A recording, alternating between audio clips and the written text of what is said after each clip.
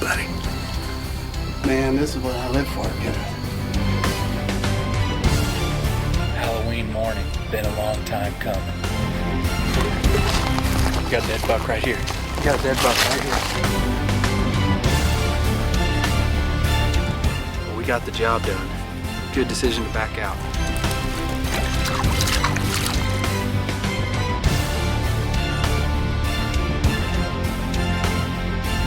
Seems like every deer we kill this year is out of redneck.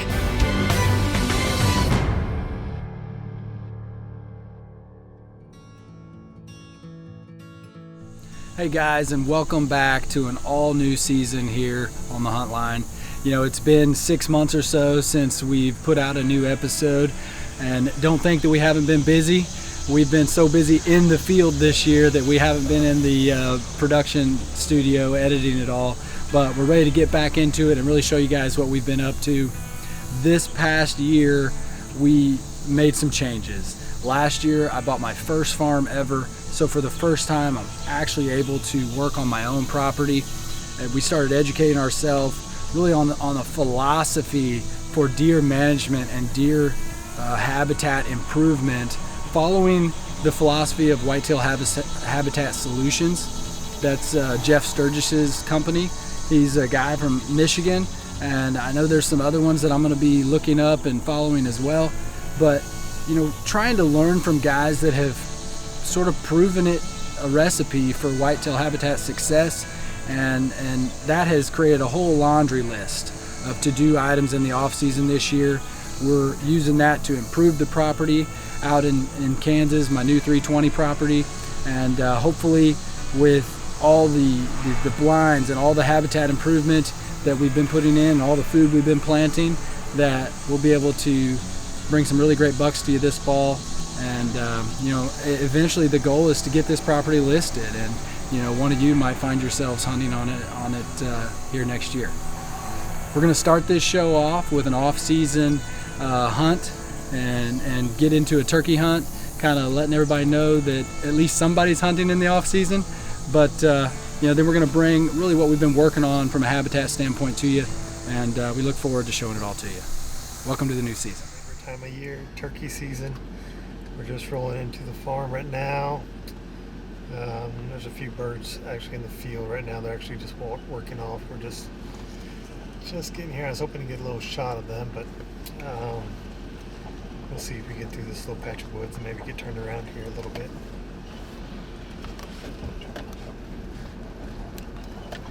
There's no easy trailer, always make it a little tough trying to get anywhere secretly or quietly.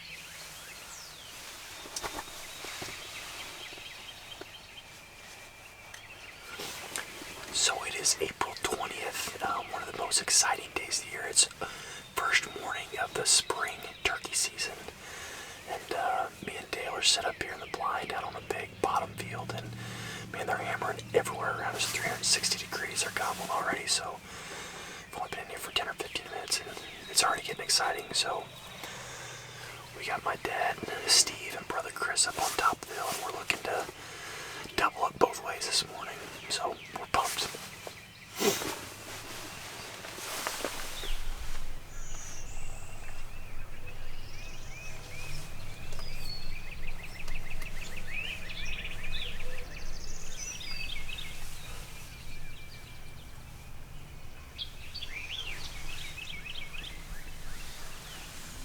All right, it's April 24th. We're already on the 4th day of turkey season here, and we're looking at this Friday, actually, I guess, so it's the 5th day already.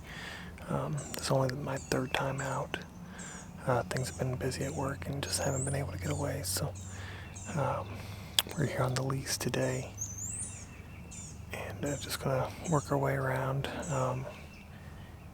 It is almost 9 o'clock already, so it's just a little bit of a lull, but a time where they kind of just transition. So around that 10:30 to 11, I always like that time. So we just wanted to be out here a little bit earlier. The other day I came out and it felt like I was just about a half an hour late from missing the action on Wednesdays. So we're gonna make a little loop here and see what we got going on, and see if we can't get one struck up.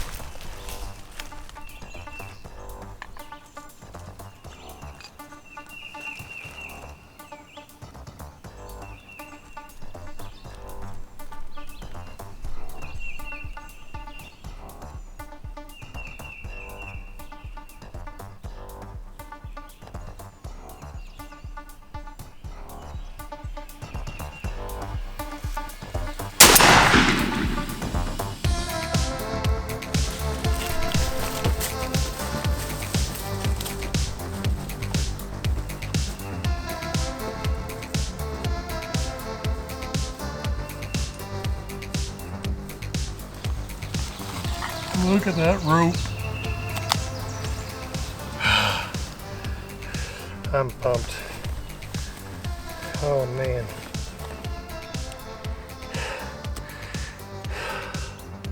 It happened so fast. We were on the entire other side of this ridge. Heard one gobble. I knew it was up in this field. I figured it was way on the top side of this field. Just busted butt, try to get over here just as quick as I could. Pretty good valley, and got set up on this next field. Made a call, heard them gobble up on the top side of the field, and they were absolutely on fire, ready to roll. Came in a hurry. And that's what I really like about this time of day is when you get one gobbling, there's a good chance they're going to come in. I mean, there are very few times that they're going to be with hens this time of day, and they're looking for love in all the wrong places here. So just a fast hunt this morning. I've been out about an hour from the truck, so we were supposed to be getting some rain here, so I just came in a little bit late this morning. Did some work this morning first thing, and got it done. So so thankful, just really glad to be out here. That really makes it fun when that happens that quick. There's two birds here, so Patrick, I wish you would have came with me today. Maybe we could have doubled up. But also this one was pretty skittish. It picked me out pretty quick. Anytime, I'm trying to self-film and everything else, you got a camera and everything else trying to hide it. I use like a half umbrella to try to hide a lot of that, but it's just, they pick us out pretty quick a lot of times. So it happened so quick, I just wasn't able to get brushed in quite like I'd like to. So, but it was a quick hunt, and it's done now. So now it's a nice little haul back to the truck. I'm taking this big boy back with me now. So.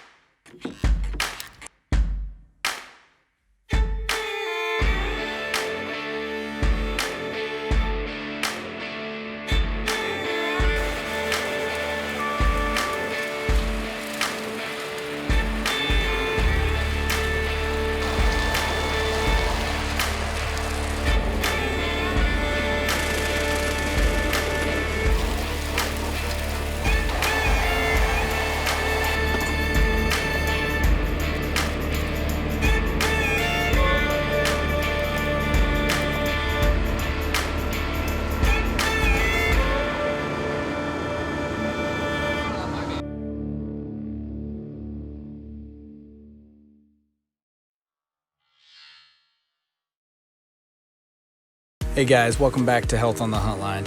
This week's mini split topic is the single emergency implant. So many times this is one of your forefront teeth where it has broken out, and regardless of what the accident is, you're here and you're wanting it fixed. It's the philosophy of our practice here at Huntline to get this situation solved as soon as possible.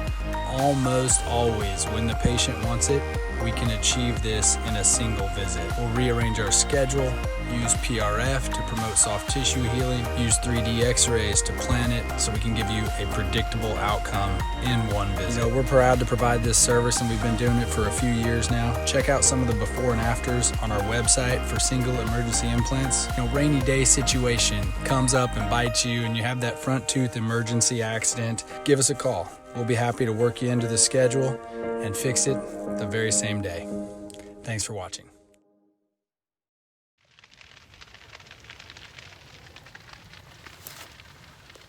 Well, it's February. I hope you guys can hear that behind us. We are burning on the 220 here, and there's even a little bit of snow on the ground, but we actually lit it with the wind a little bit because it needs a little bit of air to breathe to keep it going. But I think it's gonna burn pretty good, and we're hoping to get really this whole bottom behind me, all this maybe in share crop later this year. So it'd be pretty neat to see what happens with some beans out here on it. Our What'd you think? pyromaniac Sam is trying to burn grass off with snow on the ground. Does it feel like a natural burn?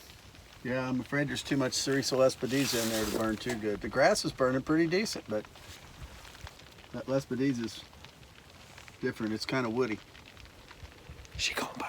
Gosh, you guys can't even find it. It's about to bite you.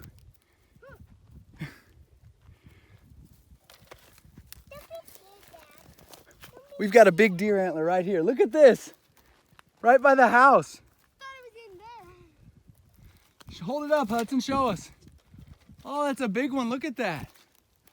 Look how cool that looks. You're not gonna whack that at me, right? Let me see it. Show me.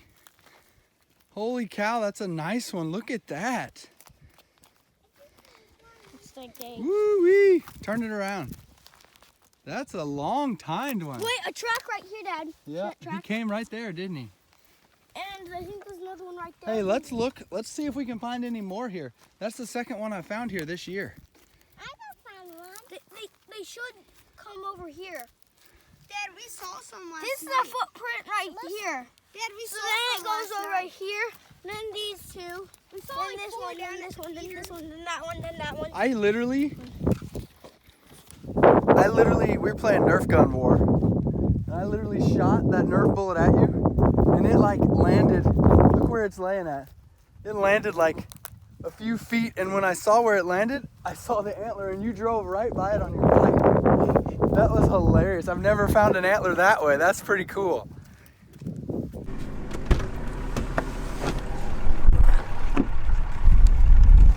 Scoping out how we want to do this field, and look what we drove up on.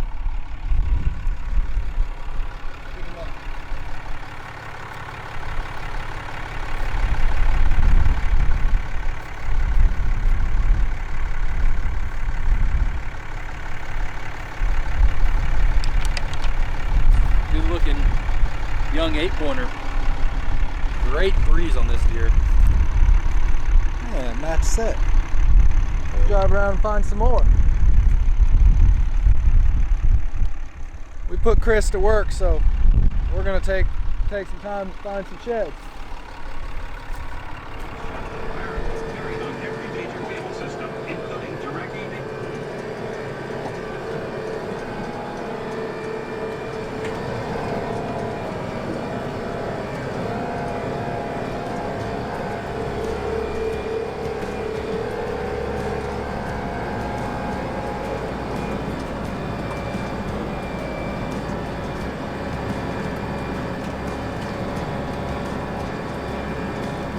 Here during the isolation phase and social distancing.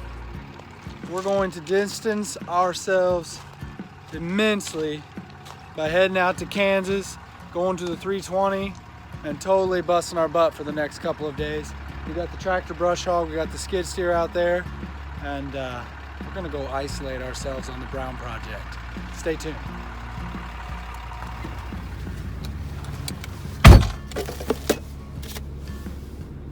Whole bottle for the trip. Make sure you use that when you get out. Oh, absolutely. Look how bare it is. I mean, they tore up the turnips this year. Are you done finding sheds? Are they all shed out? Now we found 4 here. But it's gotten pretty muddy. Look how wet it is. Where we're headed, we're hoping for a much better climate for the next couple days.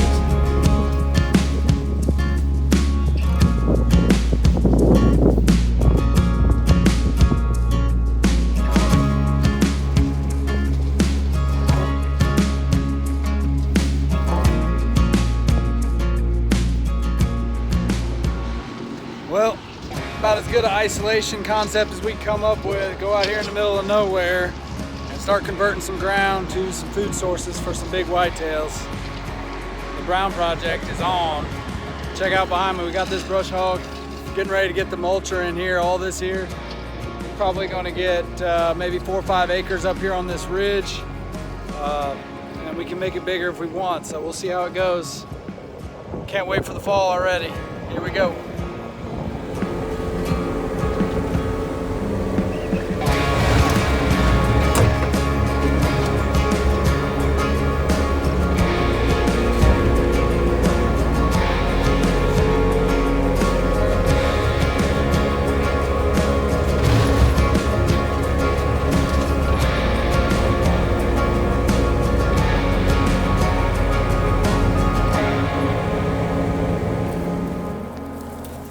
Good. I think I'm ready to go get the bucket. I think so too. Been mulching the last couple of hours. We're gonna switch out the mulcher and get the bucket, push some of these bigger cedars out. I don't know, what do you think? Is it 5 acres? I think it might be 5 acres. I told you, I mean, you get it cleared out and it starts looking bigger and bigger. So, awesome job this morning. Keep moving. It's good dirt too, man. It's good dirt. I can't wait to get something in the ground here and start turning it. We're gonna walk back to the truck so we can leave our equipment here in the field. Hopefully it'll be drier when we come down here next time. We'll be able to pull the truck down in here. We did good, Chris. I think so. Keep pushing more trees out. And won't be long after that, but we'll be ready to start disking some ground. There's gonna be 10 acres of food on this farm. It's 0 acres to 10 acres. It's gonna make a big difference. It's gonna be a good fall. Brown project, check back in later.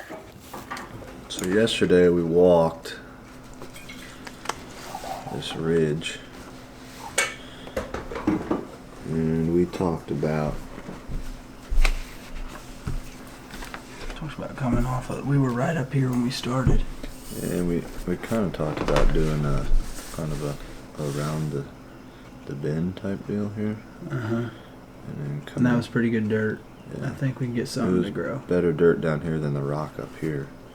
Then we talked about kind of coming down like that, something like that. Yeah, I think we should erase. Once we get up on top, I think we can plant this screen around the corner, and I think we should. Just so if we want to get here, then we can slip over here. Mm-hmm. But like all through here, it's too rocky. We're not going to get anything to grow right there.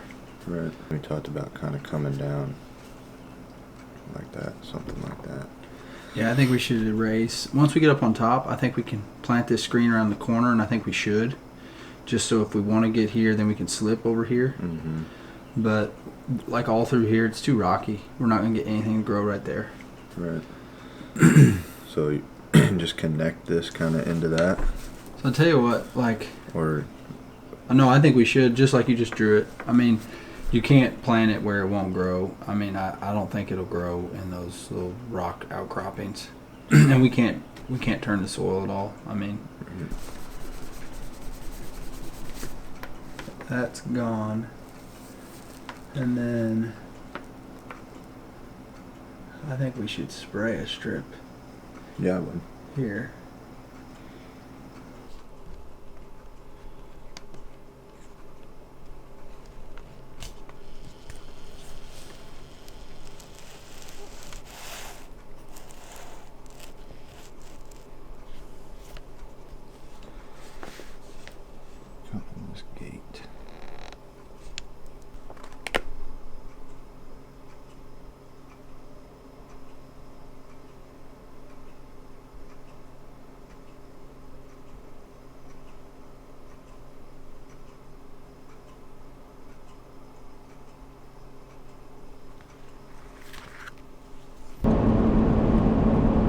today we're back at the 320, working on getting it ready for the fall. Marcus and I are out here, and we kind of made a game plan this morning looking at the map for where we're going to spray for screens. So there's a lot of semi-open ground on this property where the deer can bed and see you. So we've kind of put together a screening strategy that will hopefully let us access some different areas of the farm. We've got permission to access through the neighbors now, so we can access 2 sides of the farm, and with the help of some screens, we're hoping we can get to our food sources and transition zones totally undetected. So spraying today, come back in a few weeks, get these screens planted after everything dies, and one more step closer to the fall.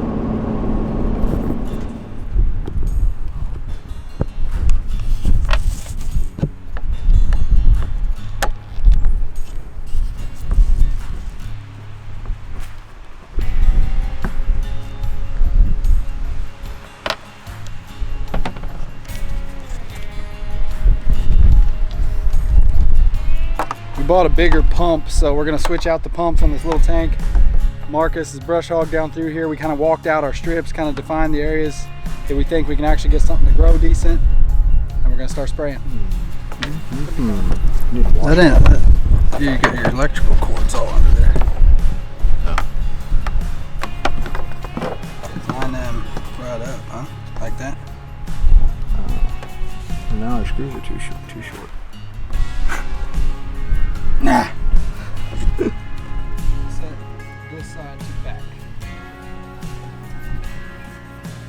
Got it.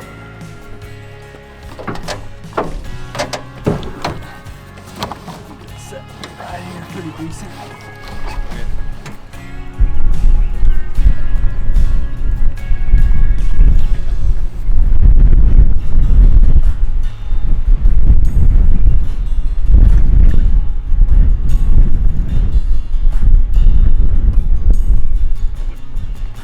We've been watching a lot of Jeff Sturgis videos. I've never met the guy, but he seems like pretty analytical about deer management and producing habitat, and just totally focused on everything for deer. He's saying 2 quarts per 25 gallons of Glyphor, Roundup, and to do a pint of 2,4-D in it as well. Mix that together, you get your broadleaves, you get your grasses. We should be ready to come back here in a few weeks and start planting screens.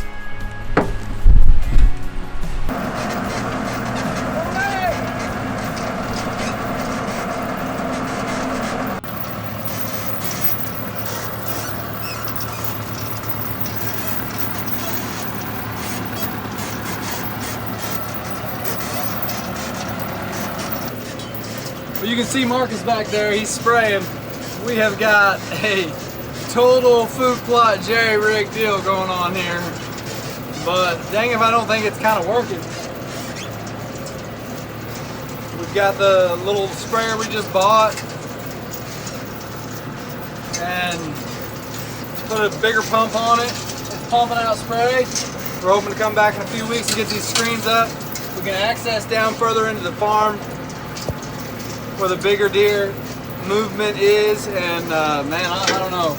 It's going to give us the ability to get right where we killed my buck last year, really effortlessly without anybody knowing it. So I think it's going to be good, man. I'm excited to get these screens up. I've never had the opportunity to put and use screens like we're going to this fall. So you guys are going to get a whole new concept here on the Huntline. Been watching a lot of Jeff Sturgis videos, and he is an ultimate deer management analytical person. And I can't wait to put in some of his strategies and see if they work. So we're going to put them to the test this fall.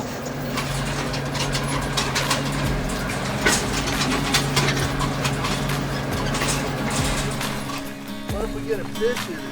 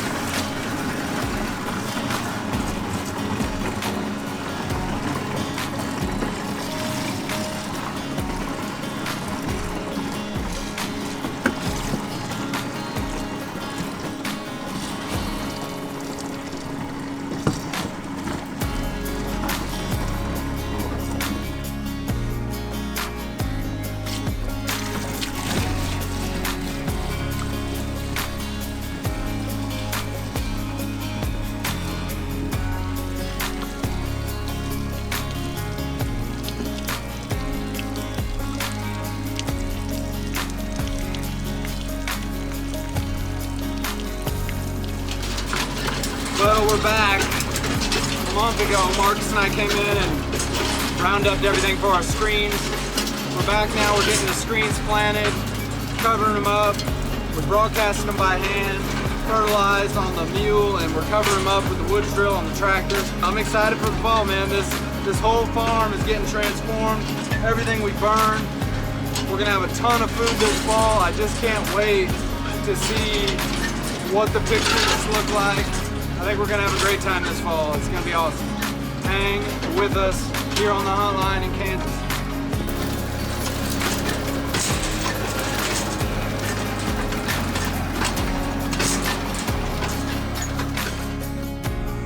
Well, not a lot of big antlers in this episode, but we hope all this hard work is going to bring that to you here in the next few episodes, and I know it will.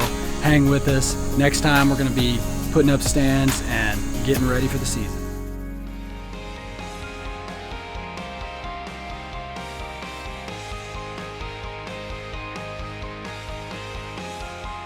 Be sure to give us a like on Facebook to keep up with all the details of the show.